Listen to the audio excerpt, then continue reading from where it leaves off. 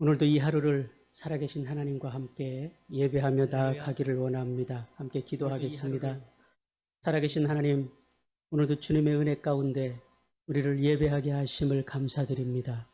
우리의 생명이 예배에 있음을 깨닫고 날마다 예배하는 삶을 살아가기 부족함이 없도록 은혜와 능력과 권세를 더하여 주시옵소서. 오늘도 주의 성령께서 함께하여 주시기 원합니다. 예배하는 처소처소마다 하나님께서 은혜를 더하여 주시옵소서. 하나님, 이 기회를 통해서 우리 가정이 예배하는 가정 되게 하여 주시고 하나님의 능력이, 하나님의 권세가 머무는 우리의 가정 될 수 있도록 역사하여 주시옵소서. 레위기서를 통해서 우리의 예배가 온전히 회복되고 하나님이 기뻐 받으시는 예배가 이루어질 수 있도록 은혜 베풀어 주시기를 간절히 바라고 원합니다. 오늘 하루도 주님께서 능력과 권세로 역사하여 주시기를 간절히 바라고 원하며 우리를 구하신 예수님의 이름으로 기도드리옵나이다. 아멘. 우리 함께 찬송하겠습니다. 찬송가 261장입니다.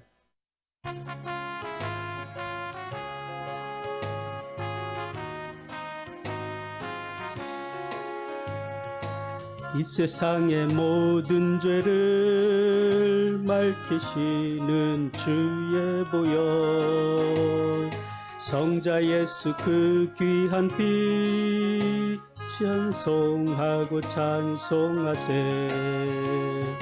주님 앞을 멀리 떠나 길을 잃고 헤맬 때에 나의 뒤를 따라오사 친히 구원하셨도다.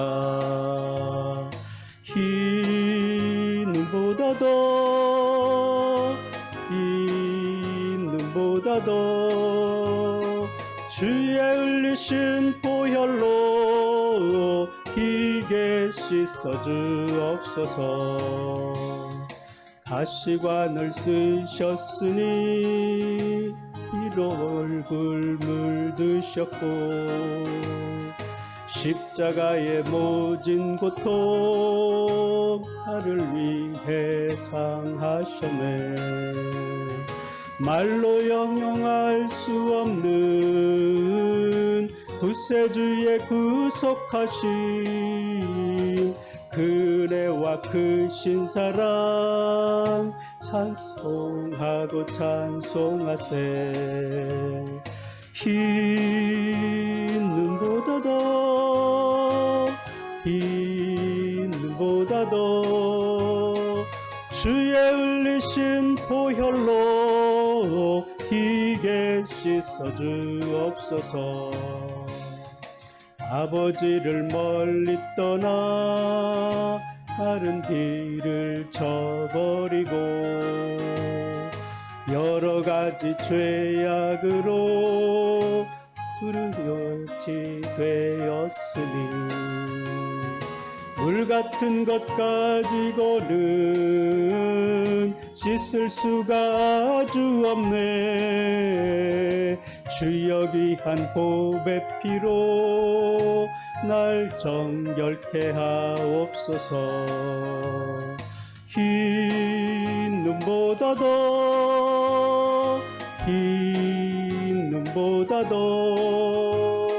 주의 흘리신 보혈로 희게 씻어 주옵소서.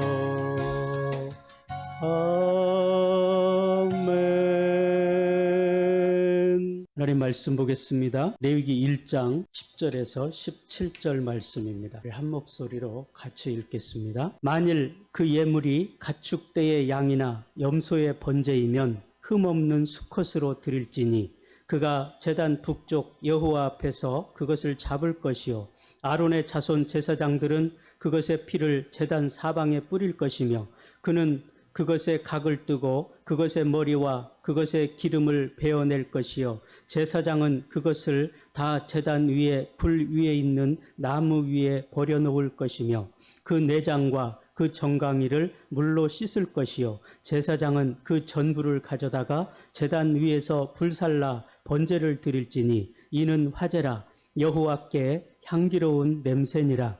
만일 여호와께 드리는 예물이 새의 번제이면 산비둘기나 집비둘기 새끼로 예물을 드릴 것이요 제사장은 그것을 제단으로 가져다가 그것의 머리를 비틀어 끊고 제단 위에서 불사르고 피는 제단 곁에 흘릴 것이며 그것의 모이 주머니와 그 더러운 것은 제거하여 제단 동쪽 재 버리는 곳에 던지고 또 그 날개 자리에서 그 몸을 찢되 아주 찢지 말고 제사장이 그것을 제단 위에 불 위에 있는 나무 위에서 불살라 번제를 드릴지니 이는 화제라 여호와께 향기로운 냄새니라.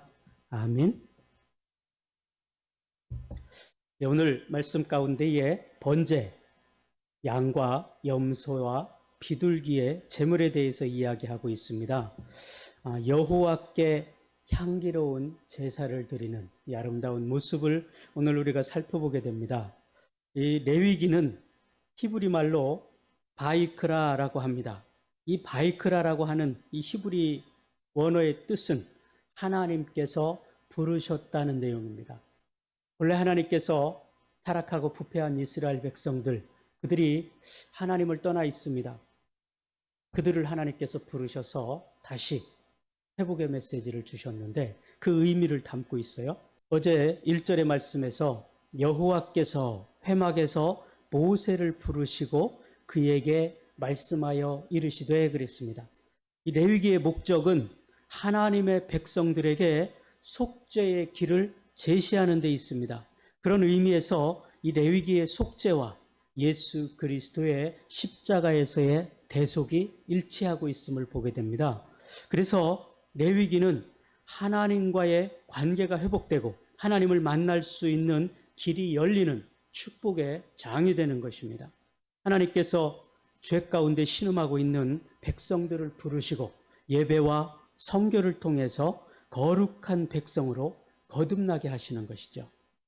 이 레위기는 제사장의 역할을 통해서 예수 그리스도의 희생의 죽음을 소개하고 있습니다. 또한 왕같은 제사장으로 부름받은 오늘 우리들의 삶을 말해주고 있기도 하죠.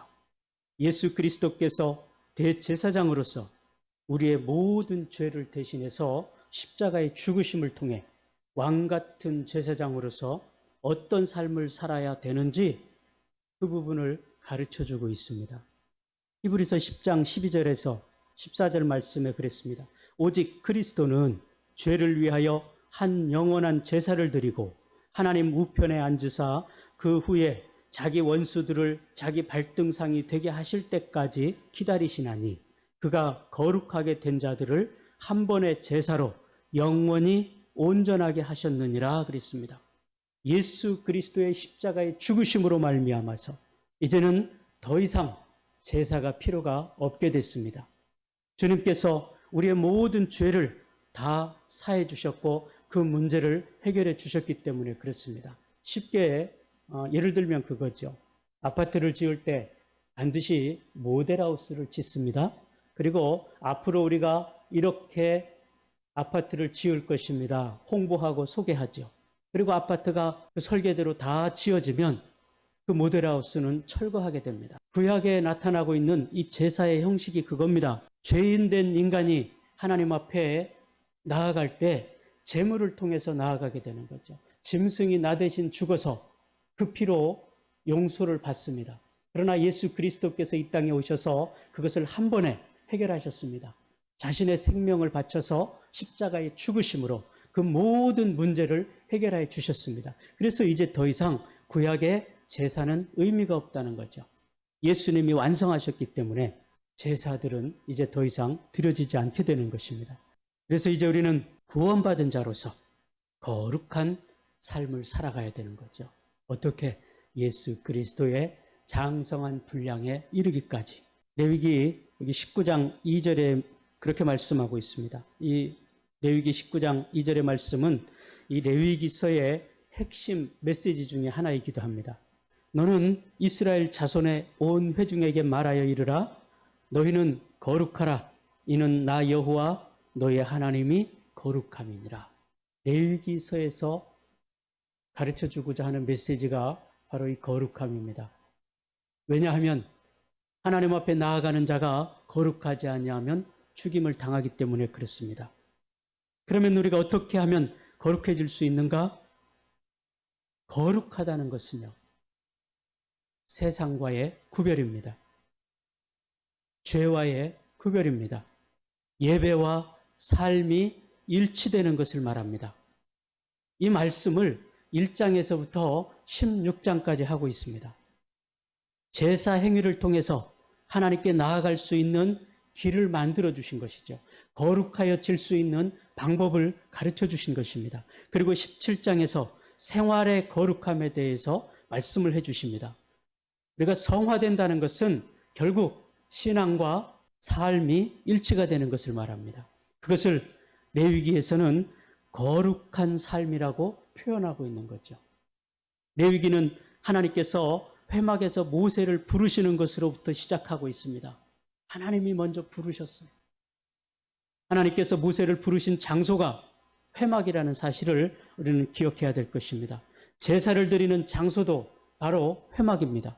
그곳은 하나님이 임재하시는 거룩한 곳입니다. 그래서 우리가 예배하는 곳, 그곳이 거룩한 곳이 되어지고 하나님의 성전이 거룩한 곳이 되어서 하나님 앞에 예배할 때에 하나님께서 우리의 그 예배를 기뻐 받으신다는 사실입니다. 그런데 우리는 그 안에서 다투고 시기하고 원망하고 불평하고 있다는 이야기죠. 그때 하나님께서는 그곳이 성전이지만 성전을 떠나셨습니다. 그 성전을 무너뜨리셨습니다.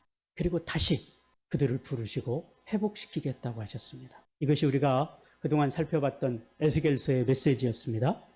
그런데 하나님께서 모세를 부르셔서 이스라엘 자손들에게 말하라고 명령을 하셨습니다. 하나님께서는 이스라엘과 만나시기 위해서, 그 백성들과 만나시기 위해서 성막을 만드셨습니다.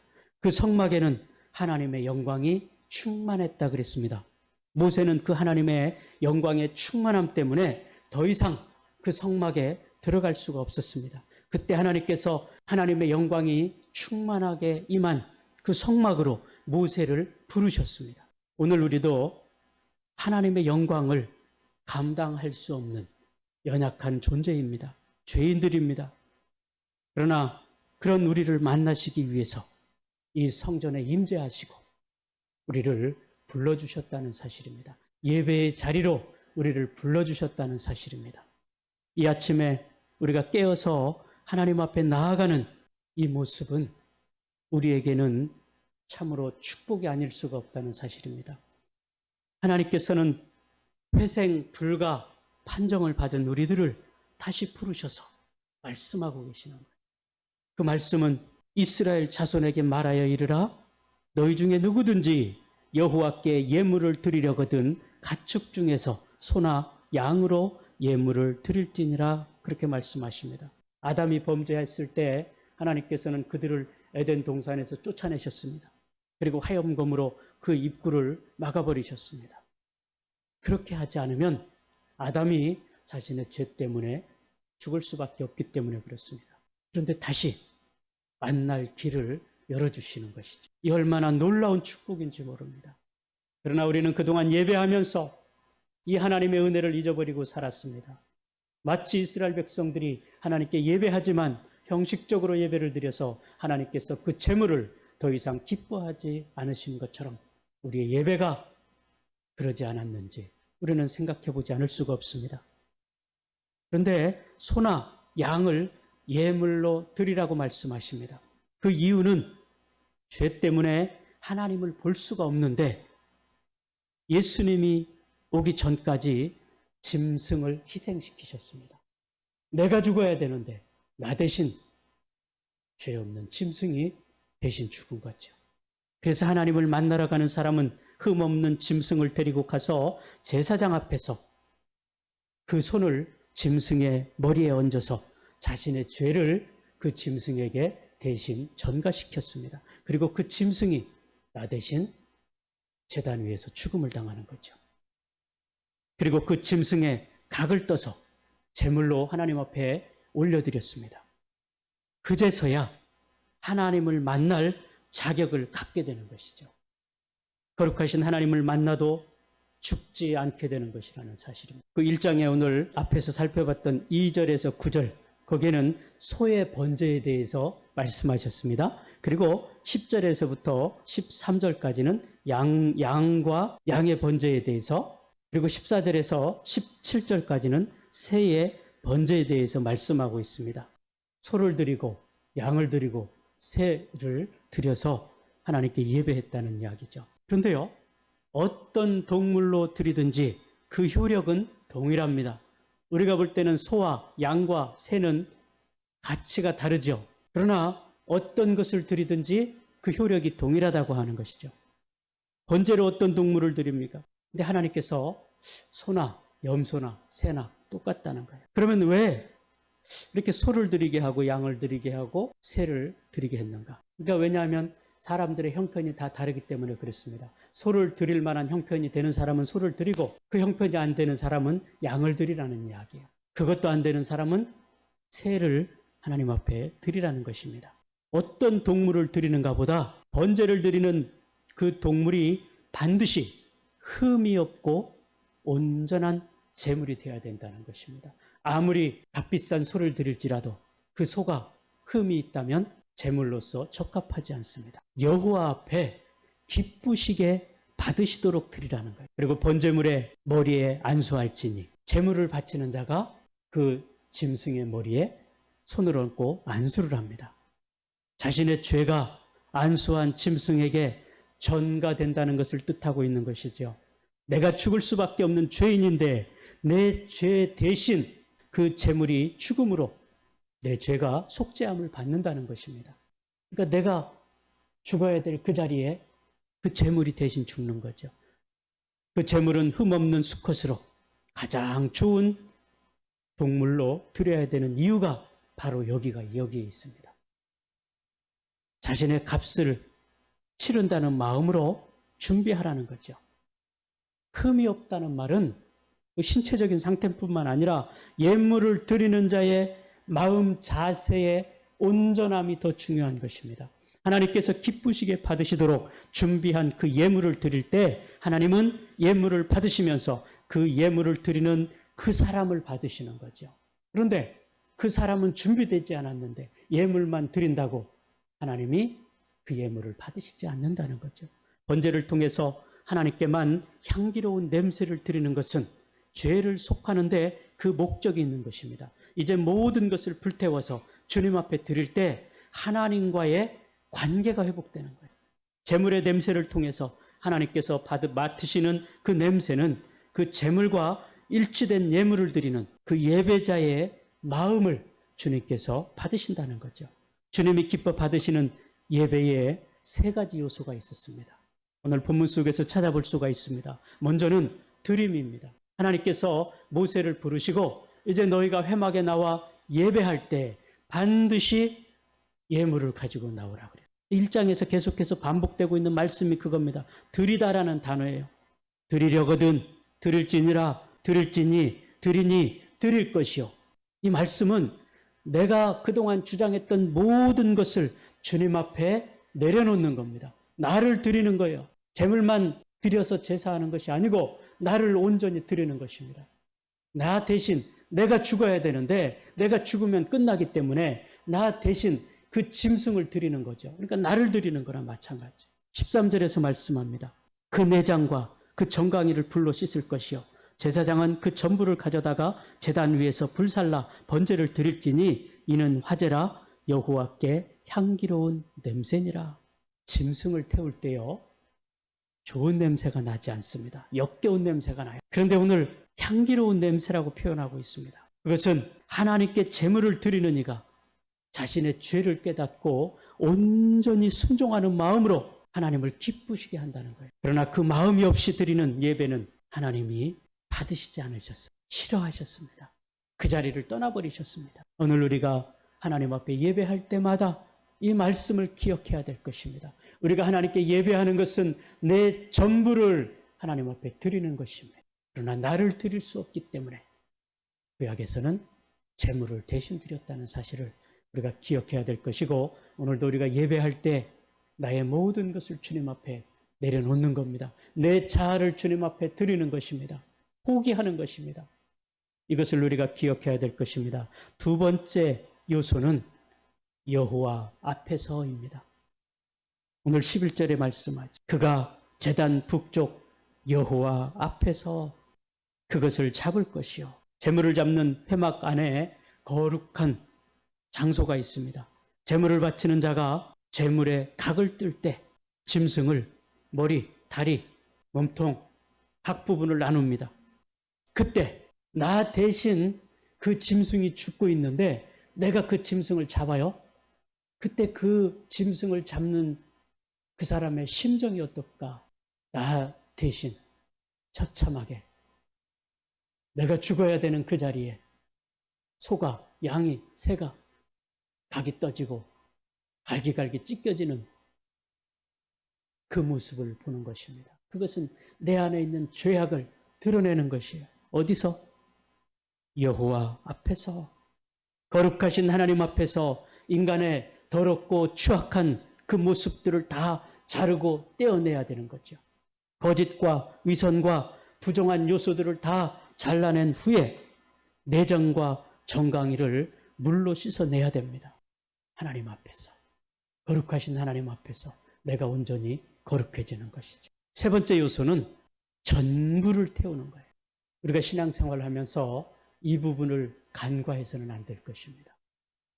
일부분이 아니라 전부를 드려야 된다는 사실이 오늘 13절에서 여전히 마찬가지입니다. 그 내장과 정강이를 물로 씻을 것이요 제사장은 그 전부를 가져다가 제단 위에서 불살라 번제를 드릴지니 이는 화제라 여호와께 향기로운 냄새니라. 제사를 드린다는 것은 단지 제물만 드리는 것이 아닙니다.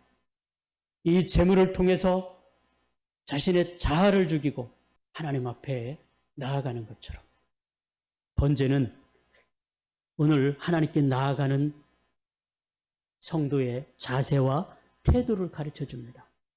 나의 전부를 태워서 나는 죽고 그리스도가 살아나는 거죠. 예배는 자신이 죽고 그리스도가 살아나는 것을 말합니다. 예배를 통해서 제물이 된 짐승이 죽듯이 우리 자신이 죽고 우리의 모든 부정한 것들을 벗기고 자신을 조각조각 잘라내서 주님 앞에 내려놓는 것입니다. 그리고 그 위에 향기로운 번제가 하나님께 드려지는 거죠. 오늘 우리가 하나님 앞에 드려지는 이 번제를 통해서 나의 모든 것들을 내려놓고 하나님의 은혜 앞에 나아가는 은혜가 있기를 주님의 이름으로 축복합니다. 오늘 이 말씀을 보면요, 3절에서 9절까지는 소의 번제에 대해서 말씀하고 있습니다. 그리고 10절에서부터 13절까지는 양과 염소의 번제에 대해서 말씀하고 있고요. 그리고 14절에서부터 17절 말씀까지는 새의 번제에 대해서 말씀하고 있습니다. 소와 양과 염소 그리고 새 이렇게 구분해서 번제를 드리라고 말씀하고 있는데 그 이유는요, 소를 드릴 수 없는 사람은 양을 드리고 염소를 드리라는 거예요. 그것도 안 되는 사람은 새를 드리라는 거예요. 그런데 여기 9절과 13절과 17절에 동일하게 나오는 말씀이 있습니다. 이는 화제라 여호와께 향기로운 냄새니라. 구분이 없어요.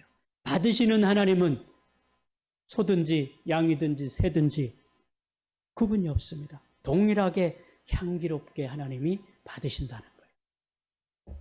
우리가 세상 가운데에서 하나님 앞에 나아가는데 차별이 없으시는 거예요. 소의 번제, 양과 염소의 번제, 새의 번제의 이 드려짐이 하나님은 동일하게 받으신다는 사실입니다. 중요한 것은 그 드리는 사람이 어떤 마음을 가지고 하나님 앞에 드리고 있느냐라는 거죠. 예수님께서도 말씀을 하셨습니다. 바리새인과 가난한 여인이 기도하는 모습, 예물을 드리는 모습, 이 모습을 비교해 주셨습니다. 온전히 드려지는 그 예배를 하나님이 기쁘어 받으신다는 사실이죠. 오늘 우리가 이 말씀을 통해서 하나님 앞에 번제를 드리는 그의 모습이 중요한 것을 우리에게 가르쳐주고 있습니다. 나의 모든 것을 다 내려놓고 하나님 앞에 나아가는 것, 그것이 예배자의 모습임을 우리에게 가르쳐주고 있습니다. 오늘 우리의 삶 속에서 또 오늘을 살아가는 이 날에도 우리가 거룩함으로 믿음의 삶을 살아감으로 인해서 하나님의 충만한 은혜 가운데 머물러 설 수 있는 저와 여러분 될 수 있게 되기를 주의 이름으로 축복합니다. 이 시간 우리가 이 말씀을 인하여 함께 기도하기를 원합니다. 하나님의 성령께서 우리 가운데 충만하게 역사하시고 우리가 우리의 모든 죄악들을 주님 앞에 다 드러내놓고 회개하는 역사가 일어나서 하나님이 기쁘시게 받으시기는 놀라운 은혜가 있기를 원합니다. 또 오늘 우리가 함께 기도합니다. 오늘은 우리의 가정을 위해서 기도합니다. 우리의 가정들이 하나님의 말씀 앞에 충만하게 서게 하여 주시고 하나님의 온전하신 은혜 가운데 설 수 있도록 우리의 가정 속에 하나님의 충만한 은혜가 임하여서 우리가 드리는 예배, 우리가 드리는 삶을 하나님이 향기롭게 기쁘시게 받으시는 역사가 일어날 수 있게 해달라고 기도하기를 원합니다. 특별히 우리의 자녀들을 위해서 기도합니다. 하나님의 역사가, 하나님의 은혜가 풍성하게 임하여서 저들이 믿음 안에서 거할 수 있게 하여 주시옵소서. 이것을 위해서 간절히 우리가 살아계신 하나님 앞에 기도하겠습니다. 거룩하신 아버지 하나님, 하나님께서 오늘 우리 가운데 함께하여 주시기 원합니다. 주의 말씀으로 충만케 하여 주시옵소서. 아버지께서 은혜로 역사하여 주시옵소서. 오늘도 우리 가운데 함께하여 주시기 원합니다. 주의 능력과 권세로 역사하여 주시기 원합니다. 하나님께서 믿음으로 역사하시고 붙드시옵소서. 주의 성령께서 능력 가운데 역사하여 주시옵소서. 아버지 하나님, 오늘도 주님께서 권능의 팔로 붙드셔서 우리가 온전히 주님을 닮아가기를 원합니다. 나를 내려놓기를 원합니다. 나를 온전히 주님 앞에 각을 떠서 제물을 바치듯이 우리가 내 모든 죄악들을 내려놓고 낱낱이 주님 앞에 고백하고 나아가게 하여 주시옵소서. 하나님의 성전 가운데 서기를 원합니다. 아버지, 날마다 하나님의 성전 안에 서게 도와주시고 아버지 여호와 앞에서 우리의 삶이 이루어지기를 원합니다. 주님의 뜻이 드러나고 나타나기를 원합니다. 아버지 하나님께서 은혜로 역사하여 주시옵소서. 오늘 주님께서 권능의 팔로 붙드시고 역사하여 주시기 원합니다. 또한 우리의 전부를 태우기를 원합니다. 아버지 하나님, 우리는 아버지 하나님 앞에 세상과 하나님을 겸하여 섬기다가 아버지 하나님의 말씀을 저버리고 하나님을 떠나 살아가는 삶을 살게 되는 것을 보게 됩니다.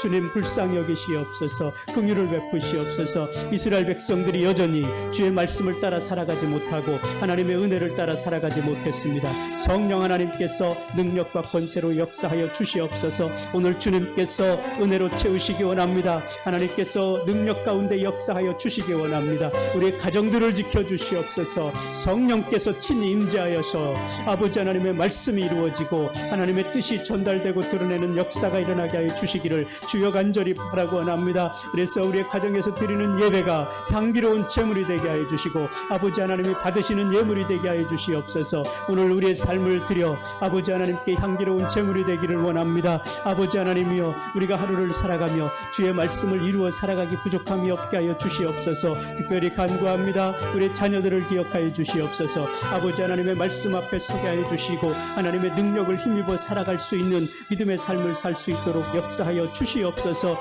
오늘도 주님께서 함께하여 주시기 원합니다. 주님이 친히 동행하여 주시옵소서. 그래서 요셉이 애굽의 종으로 팔려갔을지라도 하나님이 그와 함께 하심으로 형통하였다 하셨습니다. 그와 같이 우리의 자녀들이 형통한 삶을 살아갈 수 있게 하여 주시옵소서. 아버지 간구합니다. 아버지 하나님께서 은혜로 역사해 주시고 특별히 수험생들 가운데 함께하여 주시옵소서. 주의 말씀을 이룩하기 부족함이 없도록 역사하시옵소서. 오늘도 주님께서 은혜로 채우시고 붙들어 주시기를 간절히 바라고 원합니다. 우리의 가정들 지켜주시며 하나님의 말씀이 이루어지며 하나님의 뜻이 이루어지고 우리의 예배가 응답되어지는 놀라운 축복을 경험할 수 있는 가정 되게 하여 주시기를 간절히 바라고 원하며 오늘도 아버지 하나님이여 주의 백성들과 동행하여 주심으로 형통함이 있는 귀한 날 되게 하여 주시옵소서. 주의 성령께서 은혜로 역사하여 주시고 붙들어 주시기를 간절히 바라고 원하며 우리를 구하신 예수님의 이름으로 기도드리옵나이다.